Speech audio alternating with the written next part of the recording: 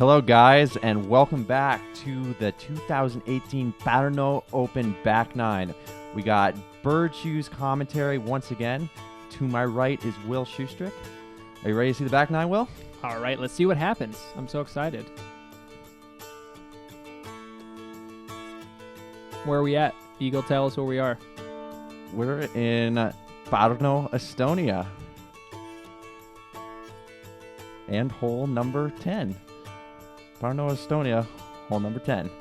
Hole 10, par 3, 76 meters. This is the course's island hole. Off the tee, you're wanting to throw a forehand. Just putting it on the island. I think this and hole 3 are probably the easiest holes on the course, but both holes are punishing. You could easily throw out of bounds like I did the round prior.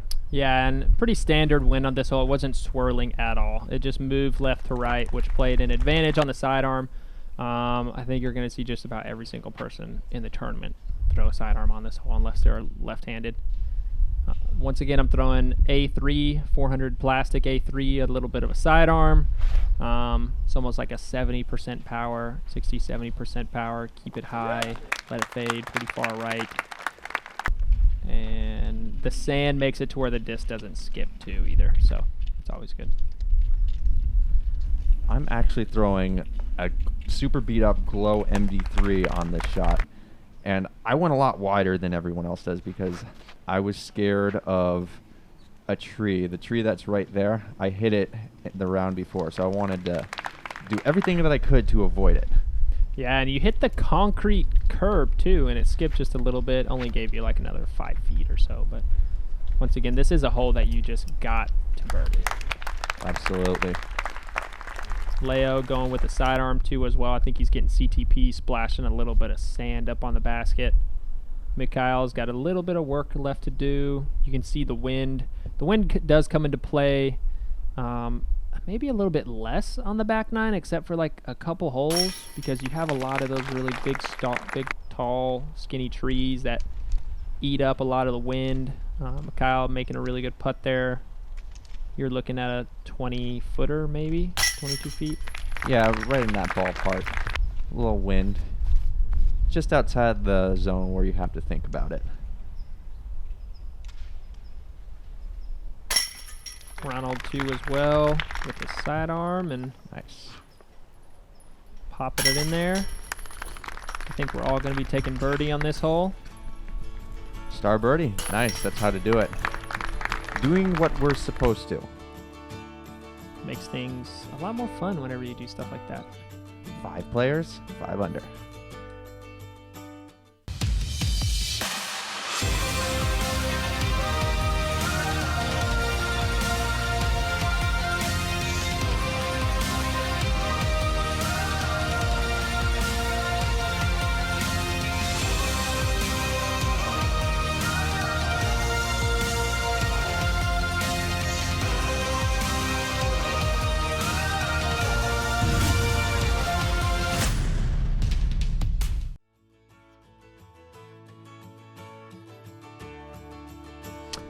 Hole 11, par 3, 115 meters.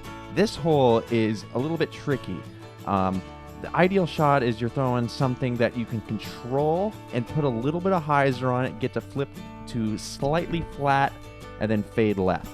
Yeah, and it's kind of in between a fairway driver and driver, because you want the fade of a driver, but the fairway is probably not going to fade enough.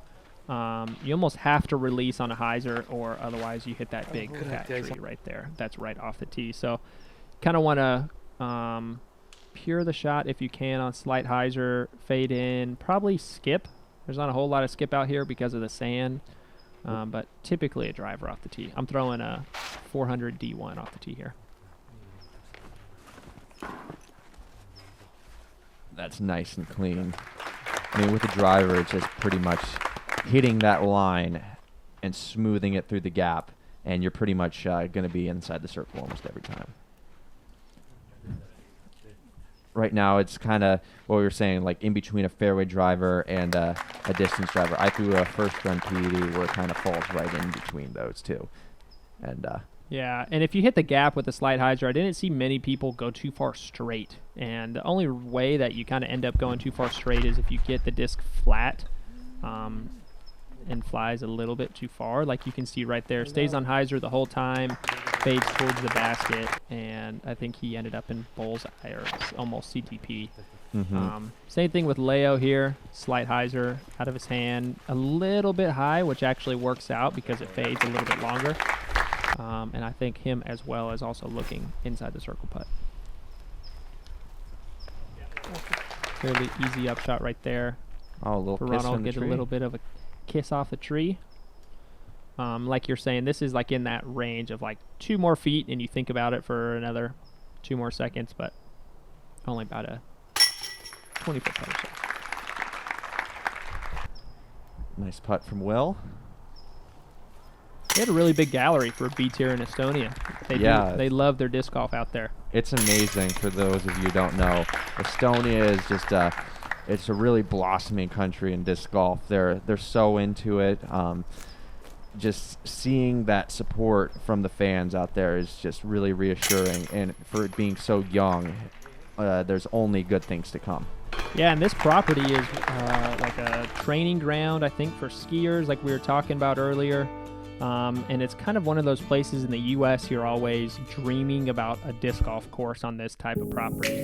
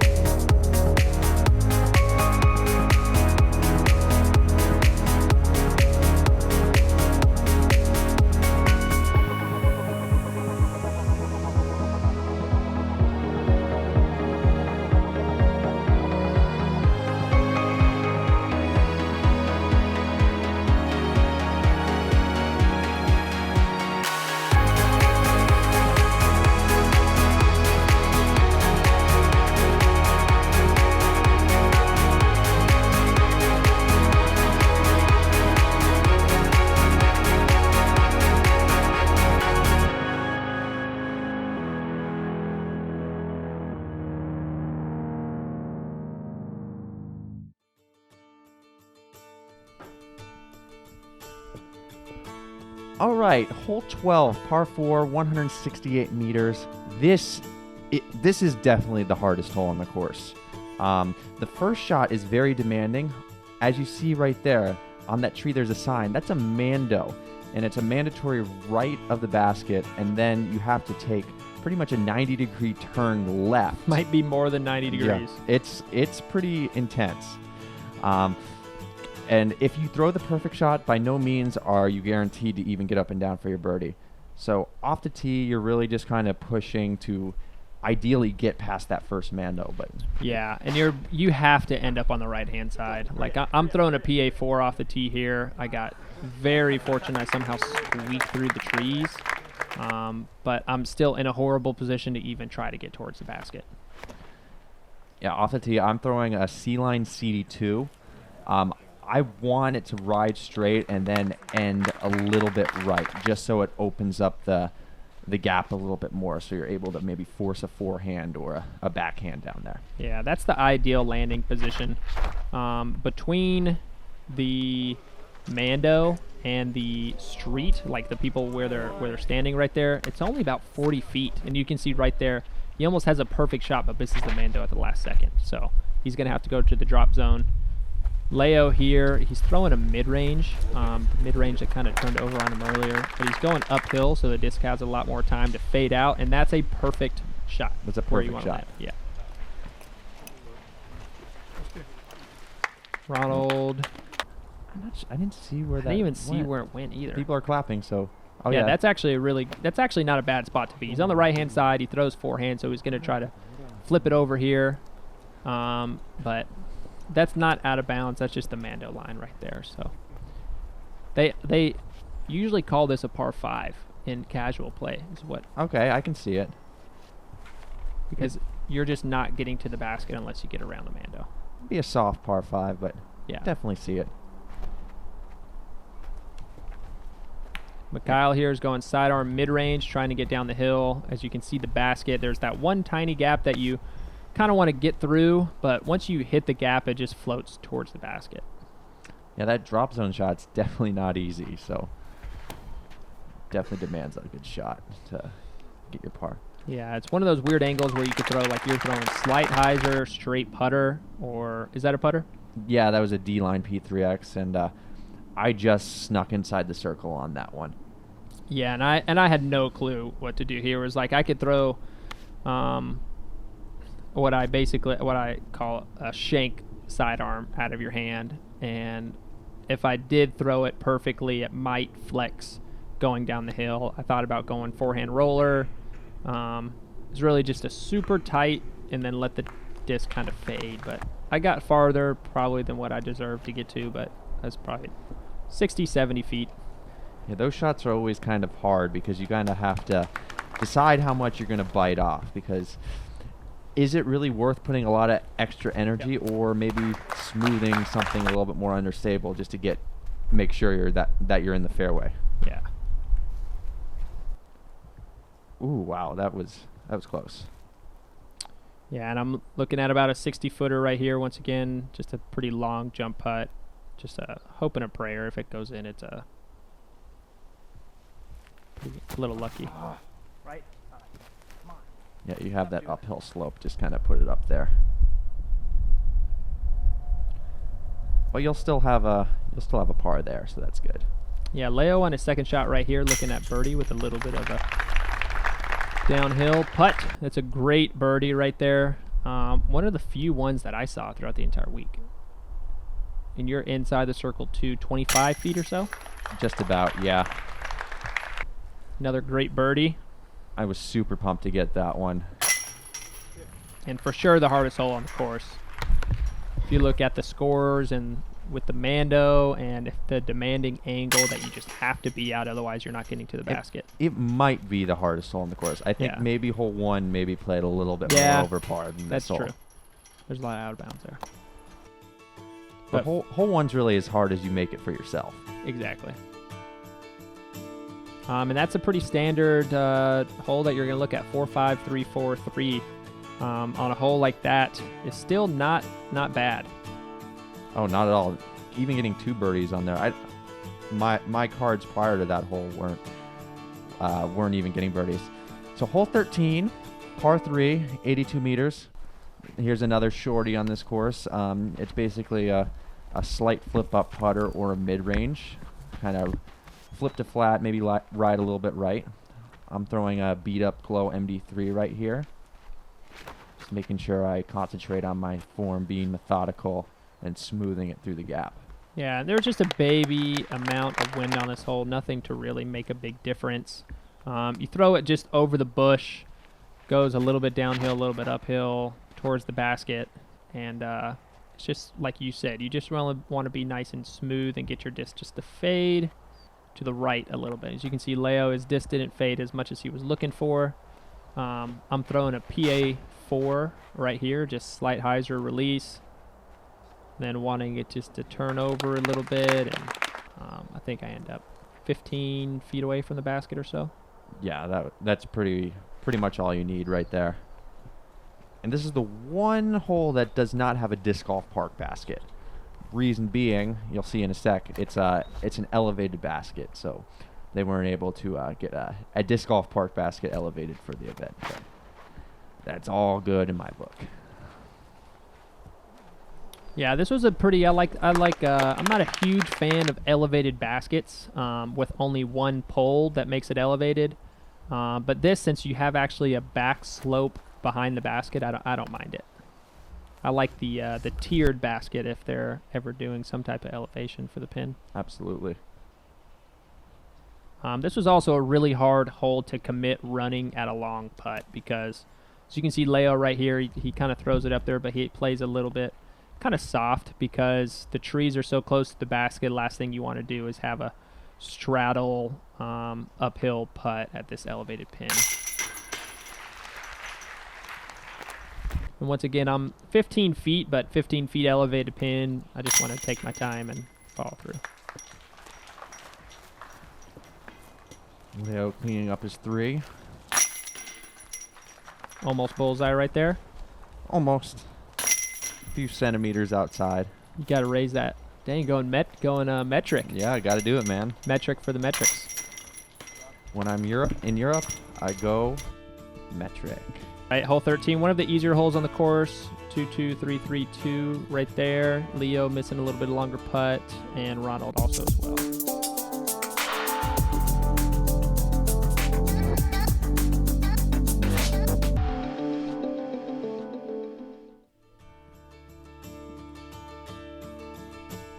Hole 14, par 4, 158 meters. This hole, the tee shot, it's pretty strange. You have a Mando on the left side, and it kind of forces you to play, I'd say, a putter or a mid-range off the tee, kind of a high stall hyzer, just to get you in a position to maybe throw a forehand or a slow-turning mid-range fairway driver approach shot. Yeah, I would say it's one of the more demanding par 4s, meaning that if you're not in the right position, you're just not really going to get a birdie, but you're also not really going to take any more than a par on this because it's pretty easy to advance down the fairway, but the tee shot, you do have to throw it fairly high and get some fade down the hill. You don't want to go straight. The straighter you go off the tee without getting any amount of that fade, you just can't reach the basket. There's too much of an angle. You're going with that mid-range. This is probably the best tee shot that we saw on the hole throughout the whole week. And you can't see the catch. The catch cam is probably not in the best spot right there, but he went pretty far down the hill in the middle of the tee, middle of the hole, I mean. I'm throwing that A3 as I've thrown like 70% of holes, it seems like, this whole week. Just up high. And I ended up just a tiny bit to the right-hand side of the fairway, but still a good shot. I'm surprised he went low right here because if you go low, it's really easy to get too much speed and go too far long. Kind of like what he did right there. Leo probably made a little bit more of an adjustment. Went higher, and that's a good looking shot right there.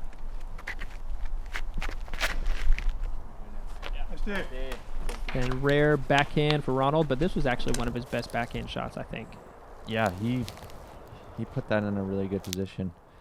Great position to throw a forehand. Yeah, and Mikael, you're forced to throw some type of forehand here. You can see the tree's almost come into play to where he's blocked off, but he did have a little bit of a shot. Leo's in perfect positioning. Do a little flip up sidearm. Pretty good shot right there. It's almost at the basket. I think that's 30 feet short or so, maybe inside the circle. Yeah, I think he might be on the circle's edge. Yeah, and I definitely misjudged the distance a little bit on this. I thought it was a little bit closer to the basket. There was a little bit of headwind, and I went putter, turnover. Probably should have ended up going mid-range turnover.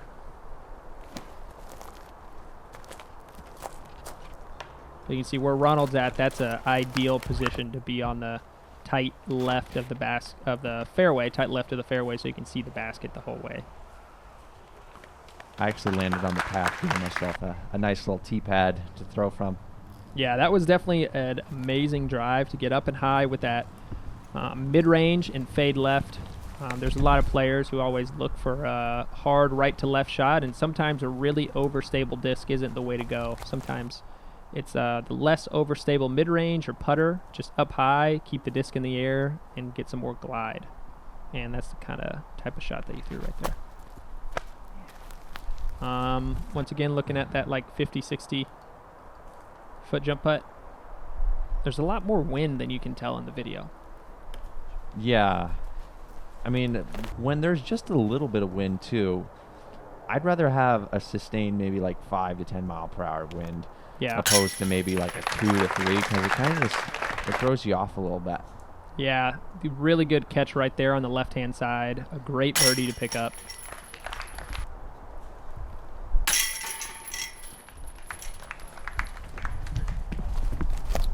And that's hole 14, 158 meters.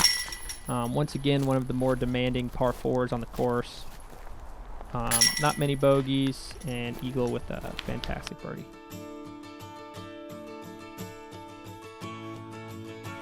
ruin the star par, man. Sorry, Come guys. on, dude. Get the pars. They're fun. Hole 15, par 5, 215 meters. Basically, the entire hole is the same fairway, just probably like, I don't know, 5 meters wide. You can kind of choose to go how aggressive you want off the tee pad. I know I'm throwing mid-range off just to kind of put myself in the middle, or at least hopefully put myself in the middle, and then just kind of attacking what feels comfortable for whoever's throwing it. Yeah, and this hole too actually plays a little bit low ceiling, which I think the low ceiling made a lot of people go with either a mid-range or a fairway driver of some type, just because you are a little bit higher than the fairway. Looks like you're throwing that MD3. Mm-hmm. Yeah. Mid-range, and somehow you just squeak through the trees on the left. There's a wall of trees the entire way through. I went driver on this. I felt pretty good off the tee the whole week, so I felt pretty confident going full power driver. It's a 400 GD1, slight hyzer, nice and low to get it to go straight. I faded off a little bit at the end. You can't really tell right there, but I got pretty far down the fairway. This is a type of hole, too, that if you can get 300 feet off the tee, you're going to really be able to reach the basket and have an opportunity for eagle. Absolutely. Mikael, he throws a pretty decent shot. He'll just find himself on the right side of the fairway. Yeah, and once again, 250, 300 feet off the tee, you're looking pretty good. And Leo, 2, slight hyzer. Coming in. I think he hit the branch right there. I couldn't exactly see where it finished, but... Ronald throwing forehand. Yeah, I remember him ended up in the middle of the fairway, and it was a pretty good shot. Tough to throw the flex sidearm on that type of hole, but he was definitely low and kind of hit the slight uphill.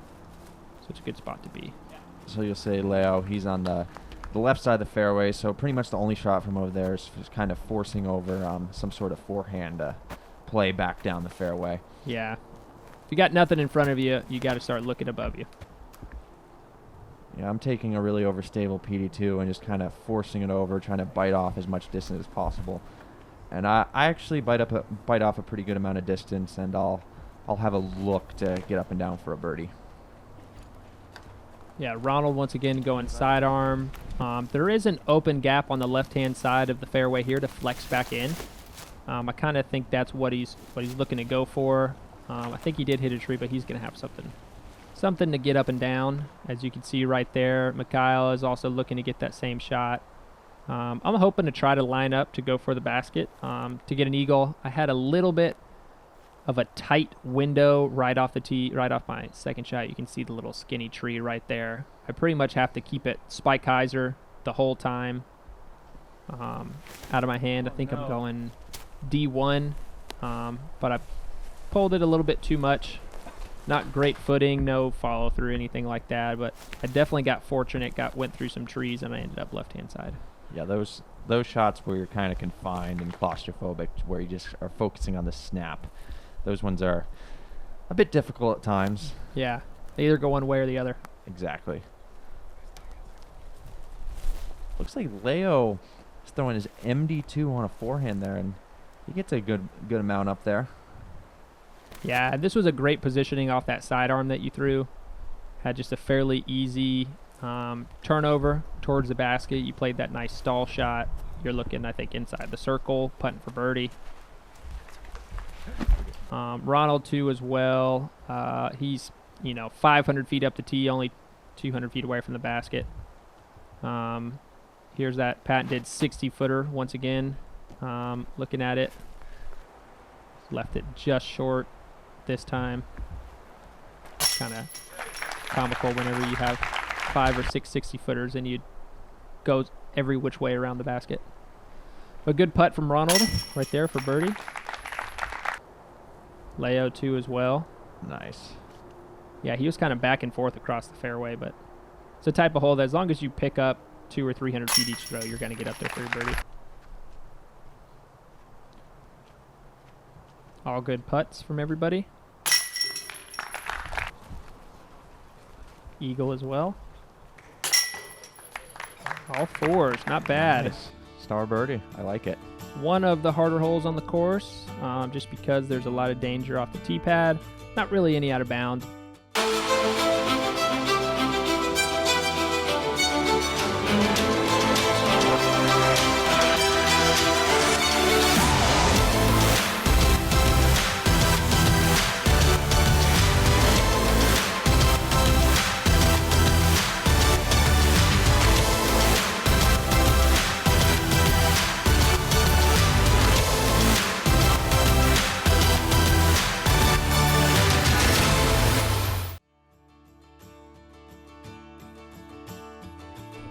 Hole 16, par 3, 120 meters.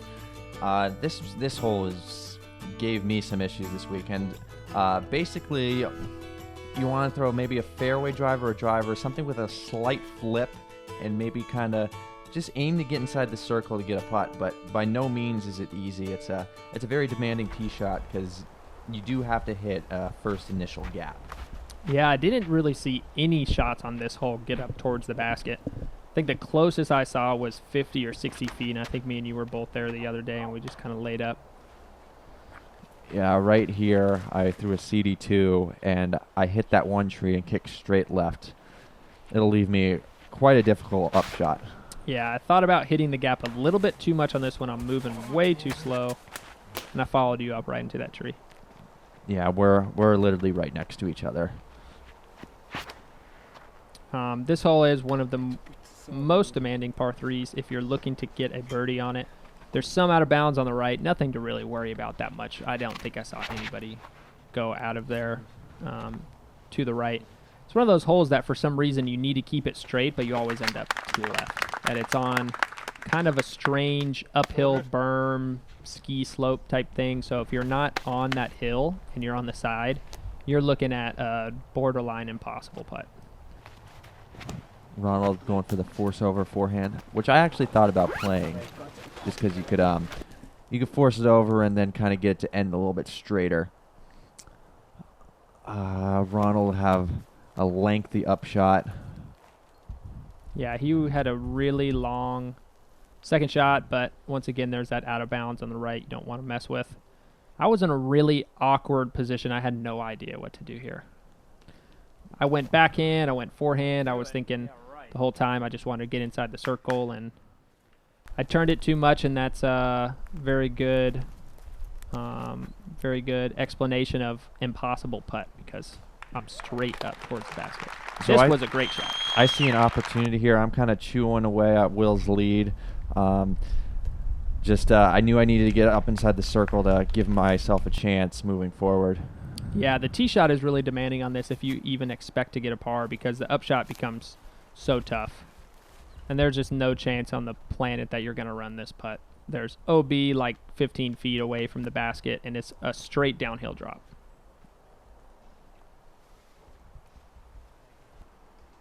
As you can see, everybody just kind of pitching up right there. That's one of those putts that's really fun to practice and in practice. And try to make, but if you do miss, it's most likely going to roll, and the out of bounds is right there.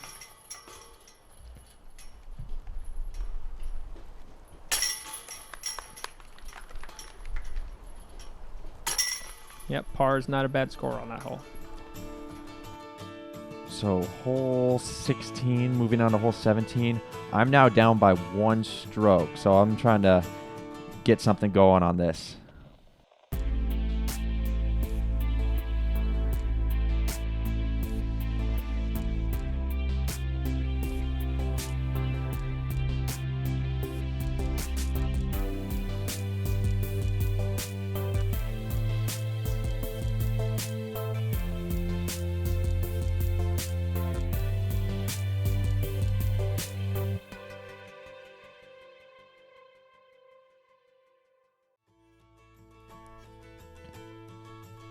So hole 17, par 5, 165 meters.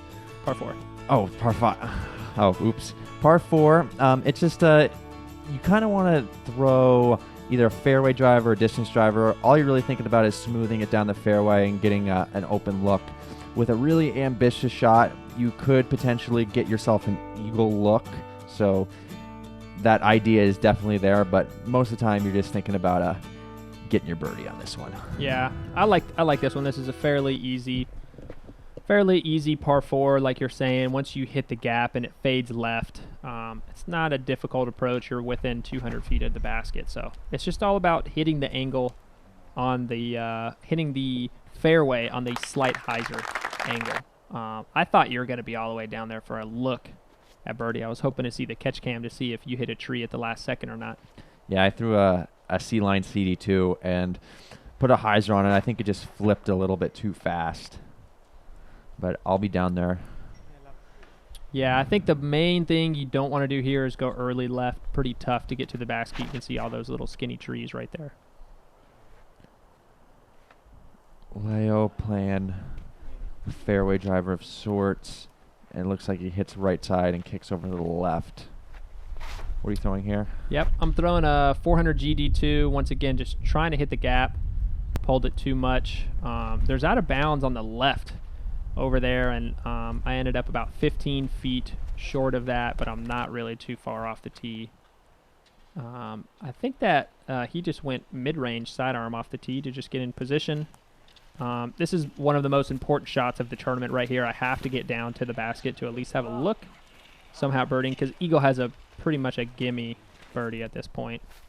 I'm throwing the same disc that I teed off with right there, just slight hyzer, wanting it to fade, move pretty far left, so I need more glide instead of dropping. So that's why I decided to go with D2 instead of anything else.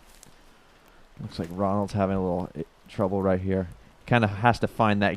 He has to worry about hitting 2 gaps. But yeah, not a bad shot right there. Yeah. Wow.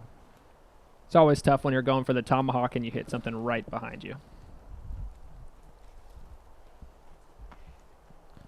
Mikael throwing a little turnover. Yeah, he was stuck a little bit on the left-hand side, but once again, once you get a little bit down the fairway, you can have a look at the basket, and Leo's trying to tell him, get the disc up there a little bit. Long look Leo for birdie. Putting so much spin and so much snap on that putt. So I'm thinking I need to make this, but don't really get a proper connection on it, and myself a little bit left.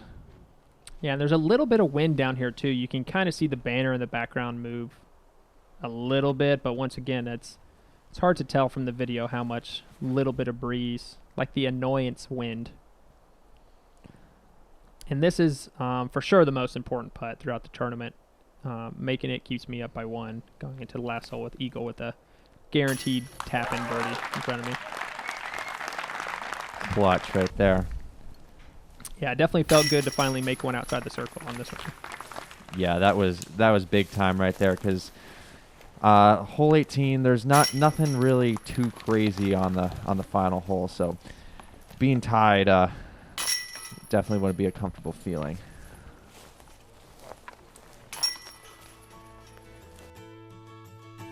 Leo tapping his par.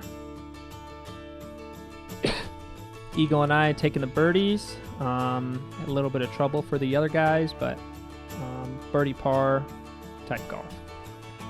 Hole 18, par 3, 137 meters. There's 2 initial gaps that you can go off the tee. The inside line, which kind of requires maybe a kind of a flip up to slight anhyzer, and the wide route, which you can kind of force over some sort of distance driver and hopefully gradually pan out as you go up the fairway.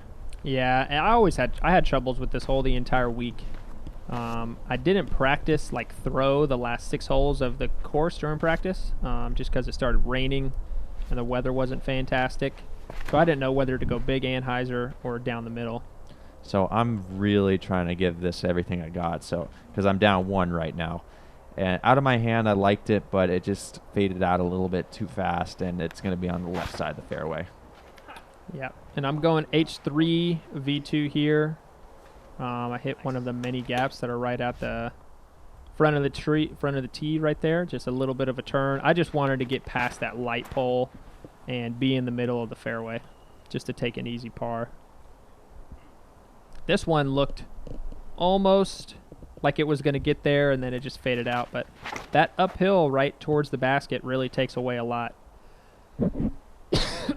Yeah, you have to throw just the perfect line because it's so easy to turn over too quick or not turn over enough. Yeah, and Leo had a fantastic shot right there. Just slight hyzer, flipped over fairly quick, but didn't have enough turn on it to really dig, and then it just had a slow fade. And Ronald, too, as well, had a rip on a sidearm, but I think he just caught one of the few trees and had a unfortunate rollback. He's in a bit of an awkward position right here. It's probably played as the tougher of the par threes coming down the stretch because it's over 400 feet uphill, but also like a long Anheuser fade type uphill. Mikael just putting it up there. Yeah, and I'm just trying to pitch this one up underneath the basket. Obviously, Eagle is in front of me right there, so he's got a really long look. Yep, I'm taking a little extra time on this one, trying to visualize it going in. Someone talking in the background. I'm resetting. This look is probably from 15 plus meters. Yeah, I was thinking you were 60, 70 feet. Non-metric unit. Yeah, that'd be a crush putt. And out of my hand, I think there's a chance, but it just pulls a little bit right. Yeah, you can see a little bit of breeze right there actually knocked it down. Leo outside the circle right here. The best tee shot I saw on it, and then a great way to finish it with a downhill putt. I know that him and Mikael ended up qualifying for the US DGC, which is really exciting for some of the Finland players to go over there and play in the US DGC. I think they had 5 spots available, so congrats to those guys for being able to go play in the US DGC. Absolutely. Eagle made a fantastic run right there. And there you have it. Your 2018 Pärnu Open champion. Well played all 3 rounds. Super solid golf. And yeah, congrats, Will. Yeah, thanks, Eagle. I know that you wanted to come on strong that last round, and you know, this is the type of course that anybody could go out there and shoot a hot round, and anybody could go out there too and not have that great of a day. So it's great playing with you, great commentating, great hanging out in Estonia, and that's a fantastic look of me right there. Absolutely. But thanks again for watching, and until next time. All right, guys, you know the drill. Keep on dreaming, and bird shoes out. Okay, bye. Bye. First of all, thank you. For me, I feel this layout here in Estonia is one of the best. I really enjoyed playing here. I think the course is pretty challenging, but at the same time, there are a lot of holes for ladies to birdie. So I'm really hoping that in the future, we will also have a chance to play the same course. Congratulations on your second place on this tournament. Can you tell us about your final round? My final round was really good. There's just today I kind of had a feeling going into the round that I was going to do well, and that's what I did. I played nice and steady throughout the round. I made all my inside the circle putts. May have left a few out there from outside the circle, but overall I'm really happy on how I finished. Had a lot of good stretches of birdies, and yeah, pretty happy with the result. Okay, so what are your thoughts about the course? The course is good. It's pretty technical but fair, I'd say. It's punishing if you get off the fairway, but there's a lot of opportunities to play the safe shot, to lay up, get your par, and not take big numbers. So it's kind of just about managing the best you can and coming out with a score that's respectable. So how do you like in Estonia so far? Estonia is one of my favorite countries I've ever visited. It's great. The people are great. The food is great, and I can see myself coming back many times in the future. Okay, thank you, and congratulations again. Great, thanks. Yeah. Final round was a little bit up and down. It was a little bit breezy, like very swirly wind, so it made it a little bit more difficult putting around the basket. But overall, I like the course. The course is a lot of fun. I love coming to Estonia to play. And I just kind of wanted to hang on. I know I had a little bit of a lead, so I wasn't really trying to run too hard or try to make too many mistakes. Eagle had a great round coming down the stretch, and it was really nice to win by one shot.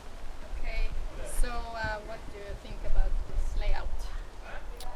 I think it's fun. I don't think it's the most challenging that I've played out here, but I just think it's really fun to just be out here and throw through the trees. It's really nice gaps, very clean shots.